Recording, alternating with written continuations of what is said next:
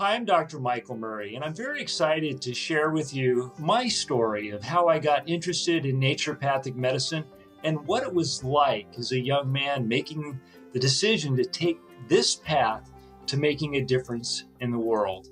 I grew up in a small town in southern Oregon, Grants Pass, Oregon to be exact. And when you start looking back at your life, it's very interesting because we can see how our experiences are like uh, threads of fabric, and it's woven together to form the fabric of our life. And as I look back, I had many experiences as a young boy and young adult that led me to wondering what life was all about and wanting to learn more. And I was really blessed at a young age to have had some health challenges that ultimately led me to meeting whom I consider the premier naturopathic physician of modern times, Dr. Ralph Weiss. And it was really a blessing to see this man. When I was 14, I started having some problems with my knee. And over the course of 4 years, it just kept getting worse and worse and worse. And when I was 18, they did exploratory surgery. And what they found was that I had a ruptured patellar tendon. And that's the tendon that holds your kneecap to your shin bone.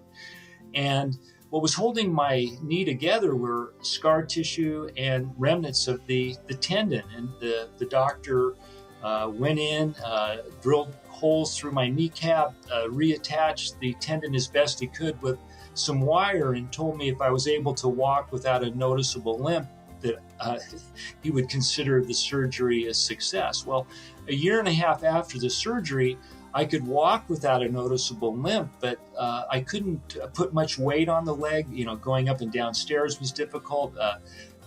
Playing basketball, I was just a shadow of my former self. And running and playing tennis, these normal activities just were very limiting for me. I wasn't at my full capacity. And my dad had suffered from a condition called Bell's palsy. That's where you lose the innervation to the muscles in your face. And the left side of his face was basically paralyzed and drooping. And at the urging of my uncle, he went and saw Dr. Weiss, and Dr. Weiss used some electroacupuncture and other physical therapy techniques to literally bring my dad's face back to life. And my dad said to me, "Hey, if he did that with my face, maybe he can do something with your knee."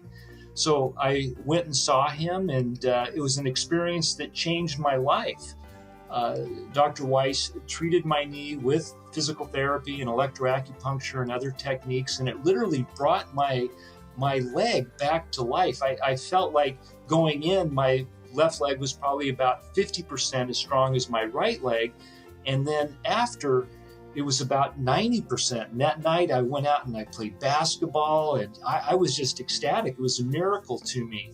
And as a result of that, it really made me ask the question, what is this naturopathic medicine? And the more I read about it and read about health and nutrition, the more it really resonated with something very deep inside of me.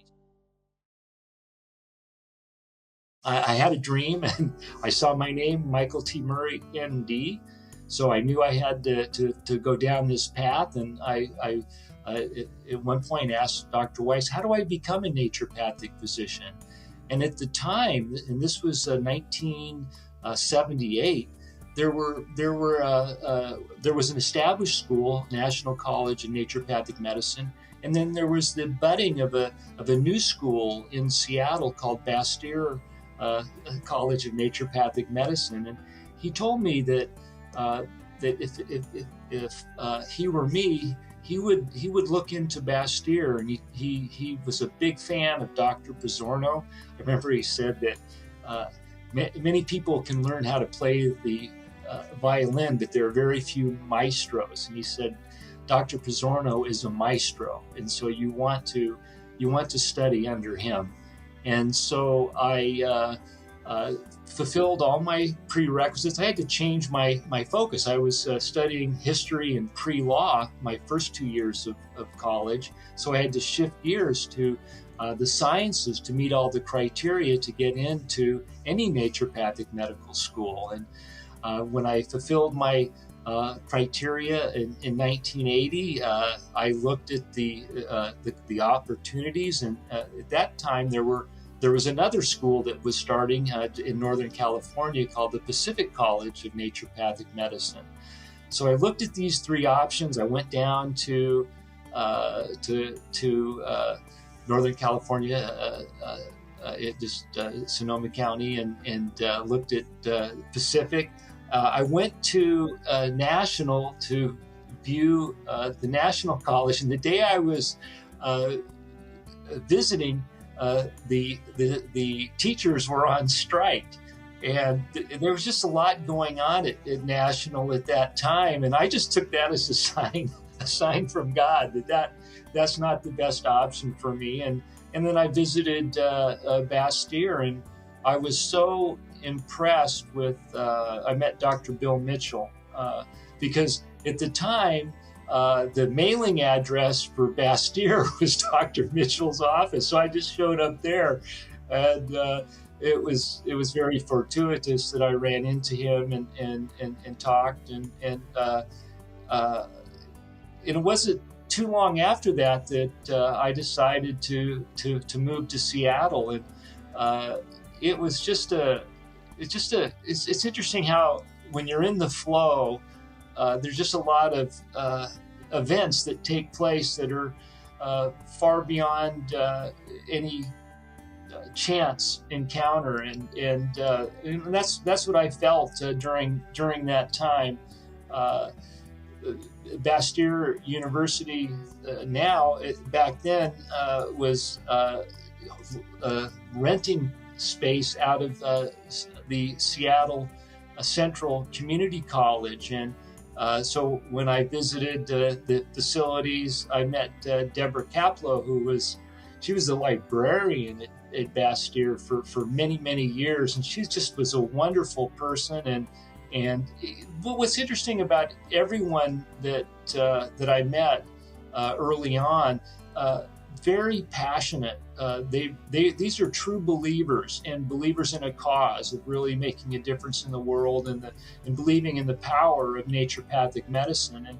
And back in 1980, naturopathic medicine was on the precipice of imploding and going away. There were a lot of political pressures.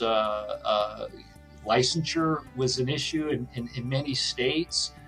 There were a lot of internal issues within the profession, and it was dwindling in numbers, and it needed a renaissance. And Bastyr University was the seed of that renaissance. For me, a young man from a small town in Southern Oregon, being exposed to classmates from all over the country with many different experiences in their life than I had. It was really interesting. I was the youngest person in my class, and there were many people that had gone out and been successful and come back because they were passionate about wanting to learn more about naturopathic medicine. I remember after a couple of days, I called my mom and I said, "Mom, I don't know about these people I'm in school with." I go, "I'm going to be with them for 40 or more hours a week for 4 years, and some of them are already really getting on my nerves, like fingernails on a chalkboard." Lo and behold, many of those people became my closest friends. I remember Dr. Andrea Sullivan, who grew up in Washington, D.C., in the center of that city, a Black woman, very strong, very opinionated, brilliant. Her and I came from different worlds, and I remember what she said to me. She said, "Michael Murray, I don't agree with much that you have to say, but I like you." And lo and behold, I liked her too, and that's how it started. I think really realizing that we can have different worldviews, we can have different opinions, but we can learn to like and love each other. And I think that's the biggest difference between the naturopathic experience than the allopathic experience. And I remember the first day of school, we were in a circle in naturopathic philosophy being taught by Dr. Pizzorno. And we all had to go around the room and explain to everyone who we were, where we came from, why we were there, what we hoped to accomplish over the next 4 years, and what we wanted to do when we got out. And it was just beautiful to hear everyone's stories and where they came from and what their dreams were. And my story was a little bit different. I was there mainly to learn everything I could to be as healthy as I could. I like that the idea of knowing yourself.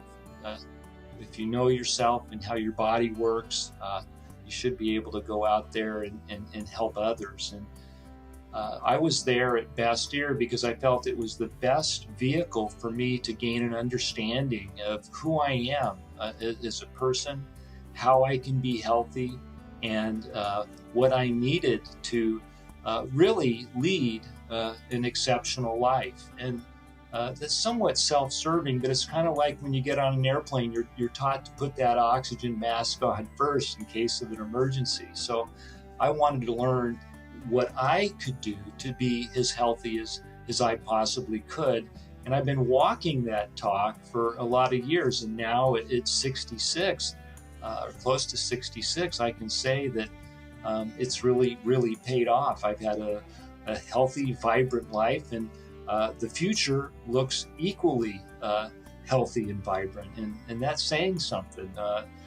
So this concept of promotion of health versus treatment of disease really does hold true. And that's the basis of naturopathic medicine. Focus on health, not treating symptoms to alleviate things that may not be that important.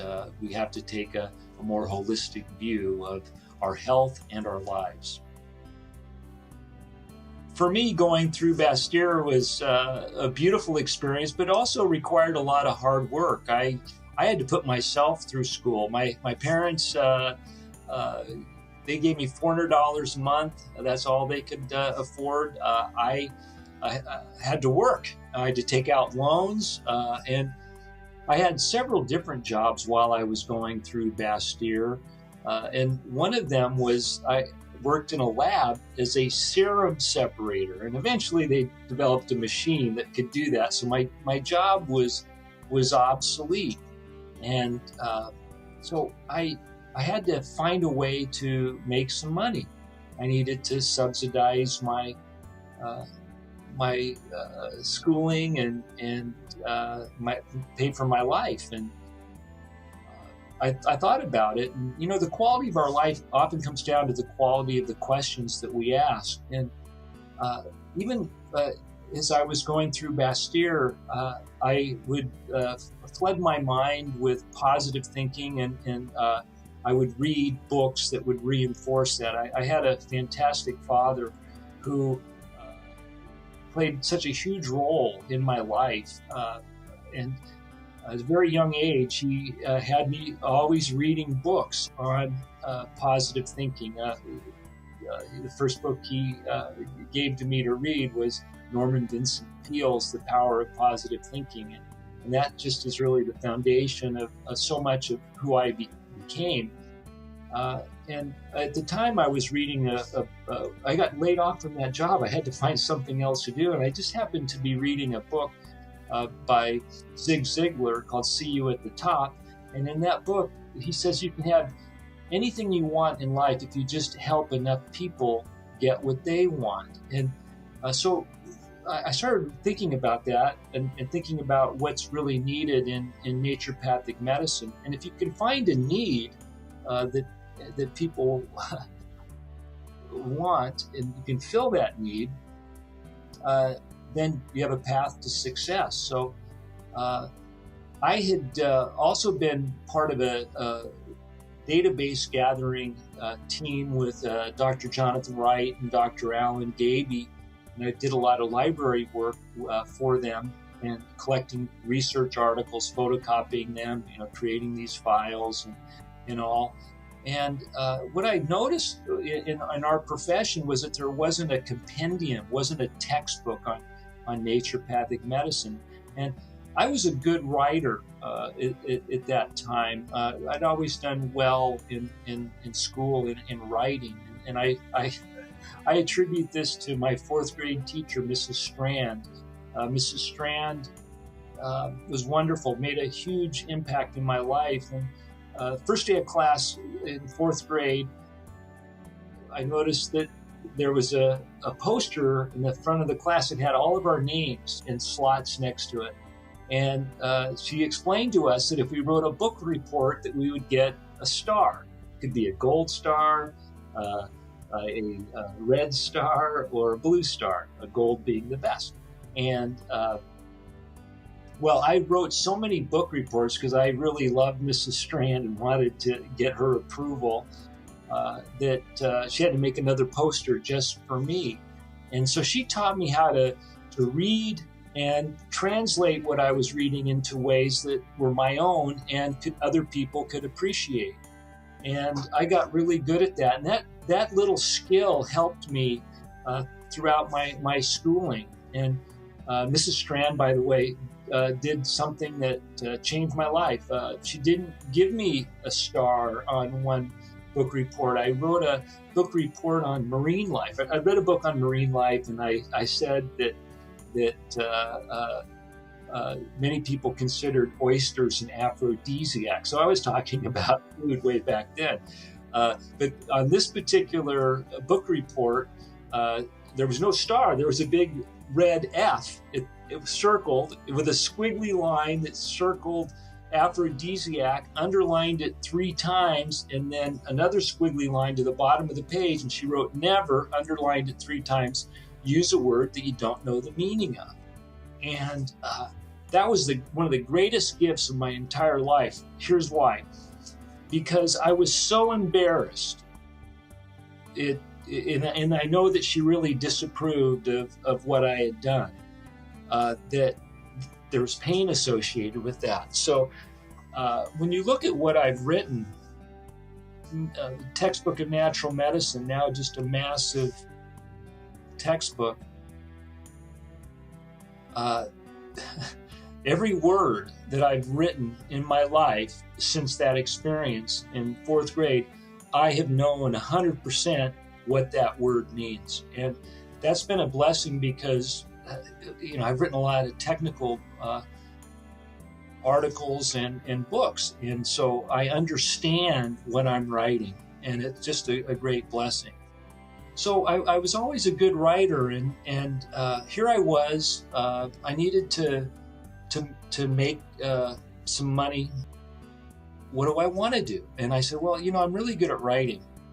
Well, is there a need out there for what you do? And I said, yes. So I went to Dr. Pizzorno. And so, I'm a beginning third-year student. Dr. Pizzorno, an icon in our profession even then.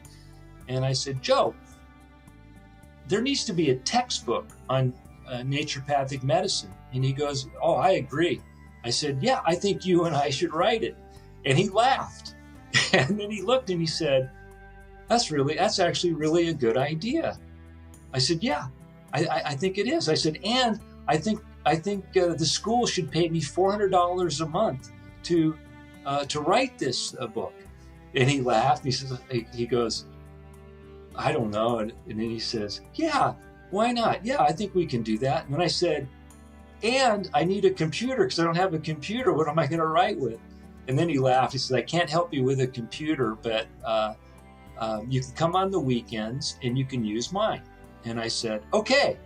And so I started this textbook of naturopathic medicine, textbook of natural medicine, by writing everything by hand and then on the weekends going to Dr. Pizzorno's place and entering it into a computer. And it's really a humble beginning to a very important work for our profession. A textbook of natural medicine is now in its 5th edition. I think close to 200,000 copies are in print, and it has impacted in a very significant way the impression and the credibility of the naturopathic medical profession. And I'm really blessed to have been a part of that. And now we have others that are manning the oars with us to move this forward.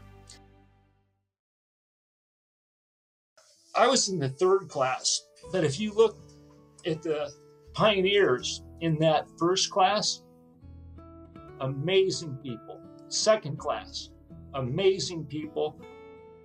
In my class, amazing people. And when I've asked about the difference in the experience of being a medical doctor versus being a naturopathic physician, the differences in the education to a degree, but really the differences in the whole entity of your comrades. You're with these people for 40 hours a week or more for 4 years, and these are incredible people. We are who we associate with, and the birth of who we all are as naturopathic physicians is the result of this fertile soil of this experience. And the experiences, it's so hard to explain because we learn about the wonders of the human body. We learn modalities that can improve health. But what we really learn is how to love. And it starts with being accepted and loved within this community. And I've been blessed with a lot of honors and recognition in my life that I'm very grateful for. But I can honestly say the best recognition I've ever had in my life was being voted by my classmates to be one of the speakers at our commencement. And again, it's one thing to be loved and admired by people that don't know you. Maybe they think they do by reading your book or being influenced through you. But to be loved and admired by people that you really respect, that's very special. And I think that's the difference in becoming a naturopath and becoming any other healing artist. It's really quite an interesting experience.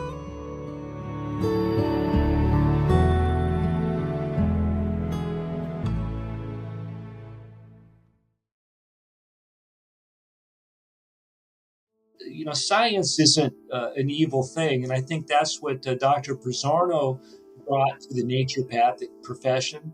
And I think I helped him take that concept to others as well. It's just been a great partnership.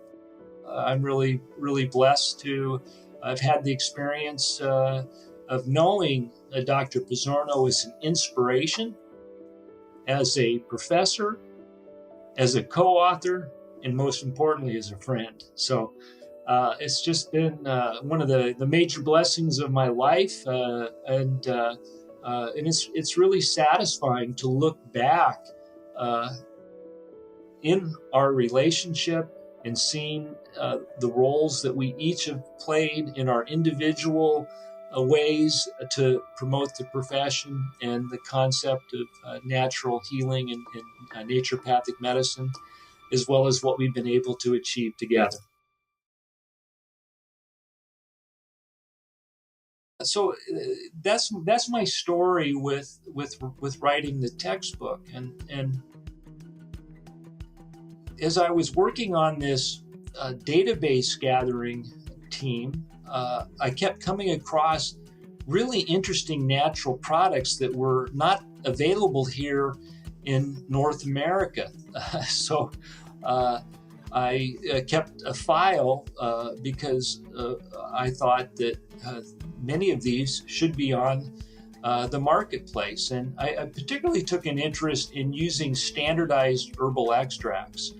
So when I graduated from Bastyr in June of '85, I was intent on finding a company that would understand my vision of what I wanted to do with botanical medicines in North America. And after a few months, I pretty much gave up, and by chance, I was introduced to Terry Lemerond, who had a small company, a very small company of 2 or 3 employees called Enzymatic Therapy. And Terry and I really hit it off, and he understood what I was saying. And it's a simple concept. And the concept is this, that the therapeutic efficacy of any natural product or drug is based upon delivering an effective dose. And when we're talking about botanical medicines, if you do not know the composition of the herb, the concentration of the active components, then having a consistent dosage is almost impossible. The idea or the concept of standardization is using a marker compound or the level of active compounds to indicate the total composition of the herbal extract so that you can then get a consistent dose, which would then lead to a consistent response. And the quality control in herbal products in America at that time was virtually non-existent. It was not good at all. And so as a result, the benefits, health benefits, and the results seen with these products was virtually nil, and was not a good situation. So after I graduated and kind of linked my sale to enzymatic therapy, we introduced the idea of standardized herbal extracts to North America, and were instrumental in building that awareness and introducing virtually all the standardized herbal extracts: ginkgo, St. John's wort, saw palmetto, black cohosh extract, milk thistle. We introduced standardized forms of these botanicals and achieved significant commercial success. I also played a role in other introductions that were based upon good clinical research showing safety and efficacy. I introduced to the health food industry some compounds that began in the naturopathic community but were not that popular, things like quercetin and curcumin and DGL. I introduced enteric-coated peppermint oil, glucosamine sulfate, and many of these became household names very quickly, and other companies jumped on the bandwagon too and started talking about the importance of quality control and standardization of natural products. And this renaissance that occurred, it was beautiful to see, and I think it was the results that people started getting with natural products that led to the natural product movement exploding. That more than anything else, because success brings more success. And when people started getting those results with natural products, the word of these compounds, because the industry was very, very small. It was a very small industry back in the early mid 1980s, and it's now blossom into maybe as high as $60+ billion a year industry. So it's a big part of our society right now, and it's going to get even more popular. I really believe that the future of medicine involves all of these principles that form the base of naturopathic medicine, and all of these improved approaches of utilizing natural products and natural measures to improve health. I've always had a great love for the health food industry, and here's where that love originated. As I said, I grew up in a small town in Southern Oregon. We were a small town, but we had 7 health food stores, and that was great because I could go to one of these health food stores every day of the week, and I would go in there and I would read. I became friends with all the owners. These were all individually owned little stores, and they were always looking forward to seeing me, and we'd have great conversations. They became friends, and they would allow me to read magazines, read books, and I just immersed myself in their stores and in their world. And it was such a beautiful memory for me that I've always held the health food industry very close to my heart. It gave me my birth into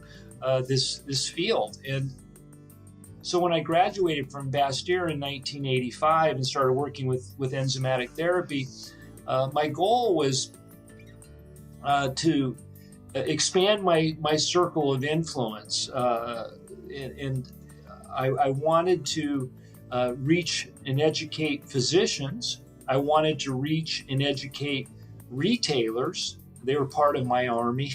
And I wanted to ultimately reach and educate consumers. And the health food industry was part of this vision I had for my own personal areas of influence. And the health food industry back in the late 70s and early 80s was much different than it is today.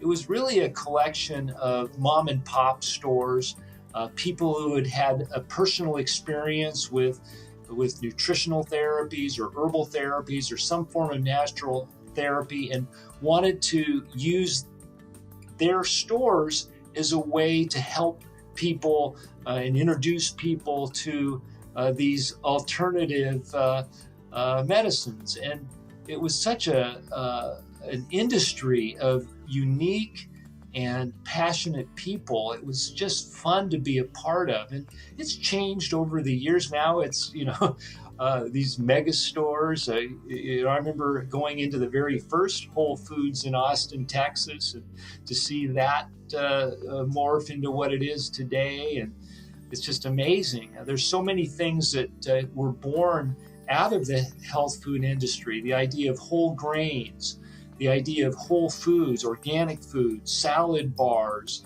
fermented foods, yogurt, plant milks. All these things owe their origin to the health food industry. It's made a huge impact in our culture and in trying to promote a healthier way of life. And so I fell in love with the health food industry again and again and again over all these years, for all that it is and all that it was and all that I hope it will continue to be.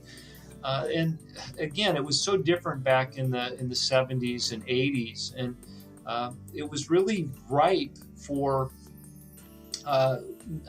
champions of the industry. And I know we are talking about pioneers, but they're really champions. And we had a lot of real champions in the natural product industry in the early 1980s and beyond. And it really led to this explosion of improvements in quality and the availability of safe and effective natural ways people could improve their health. And it's fun to look back on those days and see how many of these people, how their careers evolved. One of my favorite people in the industry is Mark Blumenthal. Mark has championed botanical medicines for as long as I can remember through the American Botanical Council, and to see how that organization has grown over the years is just fantastic. Because it's a nonprofit organization, and it's really about bringing the message of the role that herbal medicines can play in our health to as many people as possible in a non-commercial way. It's really a beautiful mission, and Mark should be celebrated and applauded for all his tremendous gifts and contributions to the promotion of herbal medicine. So he's one of those champions of our industry. And I think I've been a champion of the natural product industry as well. I believe in natural products. I believe that these are part of the medicine of the future, and they just make sense. So, we don't get a headache because we're deficient in aspirin. We don't have joint pain because we need ibuprofen.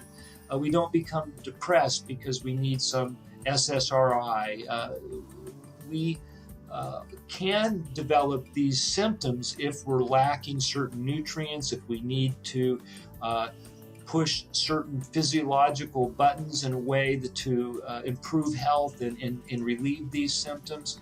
But we don't get these disorders or have these symptoms because of an inherent deficiency state of a drug. And I think in the future, medical historians will look at the last nearly 100 years as the dark ages of pharmacy, because so many of the drugs today end up creating more problems than they address. And if you look at how they work, it's obvious. We see this with every major class of drug. They produce side effects through their main mechanism of action. And one of these side effects is usually a shorter life. And when unbiased medical researchers look back at these drugs, they're going to say, what were these companies thinking? What were these doctors thinking? Why didn't they see that there was a better way? Well, science is about the evolution of our understanding of our environment, and that includes understanding of how the human body works and how we can improve the health and function of the human body. In this day and age, we're all falling in love with the latest technology. I love my phone. It's great. We have so much knowledge right here. And the trap is that we forget that this is not the greatest technology in the universe. The greatest technology in the universe is nature. One of the books that I've written is The Magic of Food. And I got this title because I know that nature is the ultimate technology. And Sir Arthur Clarke had a great quote. He said that any significantly advanced technology is indistinguishable from magic. This is magic to me. I don't know how all this works, but it's fantastic. But I do understand to a great degree the magic of food, the magic of our body, the magic of nature. And as I said, nature is the greatest technology in the universe. And it's a great study, nature. And it's a great study learning how food, our thoughts, our lifestyle, our emotions, everything influences our health. And that's been my focus from just before I started Bastille. I had an enlightenment, an awakening in 1977, and it changed my life forever. And that awakening was just understanding that we are what we eat, we are what we think, we are what we feel. And so if we flood ourselves with all those good things, we're going to have a much better life.